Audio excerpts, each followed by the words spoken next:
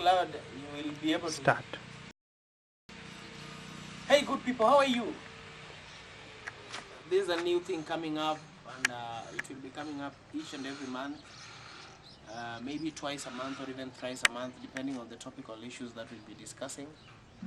So today I want to talk to my fellow youths and Kenyans at large about the ongoing hashtags on the Sudan tragedy, the difficult things that are happening to our brothers and sisters in Sudan. So people have been massacred, people have been killed. In fact, according to my record, it's about it's thousands have been killed in Sudan. So I was thinking of this. Yes, Sudan have a problem which was caused by a failed revolution, which is a sad one. Somebody who was doing the revolution didn't have a good strategy, just like the one we were waiting in Kenya, led by the former general, but he was denied that opportunity to lead it well. It also failed, like it didn't have a good strategy after the swearing in. So what was to happen next? So my point is this: when we're looking at the Sudan situation, let's not look far. This thing is with us. Kenya is suffering, our people are suffering, and in fact, in Kenya it can even be worse than what's happening in Sudan. I know you live in Nairobi or you live in some suburb areas. You've never seen people suffer. People are really suffering. Like 1 month ago, I was doing an exercise in the rural areas, and then I was privileged to travel, like maybe to meet people in their homesteads and all that. People are suffering, such that you are like, I don't understand when people are suffering. The budget is read, a bigger budget, and then after the huge budget that is read, which is really hitting the poor, I'll feel like the next thing your politicians will tell you after that big budget which they passed, they felt like it was good with our citizens. After that budget, they are telling you tanga tanga, the other people are telling you kieleweke.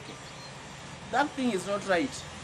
These people never mind about your business. They mind about their business. And you are there shouting, supporting them with your stupid mind that they are good.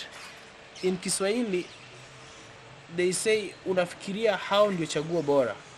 Hakuna kitu kama hiyo bana. We need to hold these people accountable for each and everything that they say, each and everything that they do. People can't loot this country from morning to evening, and the only thing you can do after all that, as a poor Kenyan, because most of you who are watching this thing, you are poor. We only know few billionaires in Kenya. The other ones are poor, and the people who are poor are the ones who are pretending to be rich. They are pretending not to be pressed. You people are only pressed after elections. You are never pressed when the elections are done. You are pressed when there is when the elections when you are pressed when the elections are done, and not when the elections are happening. We need to change from that behavior, because from my point, I usually feel that we need to elect good leaders who can do the right things at the right time. Last time in the last election, I had some MPs saying you have to work with the government for you to get development in your areas and all that. I want to tell them this: Ken Okoth has never supported any government in Kibera. He's been doing a tremendous work. So I would think, from my perception, that each and everything, the CDF money is enough to do some things. The others should come. If they don't come, your constituents will be okay.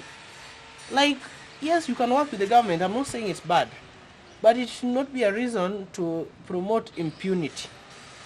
Leaders should be talking or telling us why they agreed to pass the bad budget by the national government. The trillion budget that is hitting the poor people. It's a sad thing. It's a sad thing for me. And many Kenyans are jobless. The youths are jobless.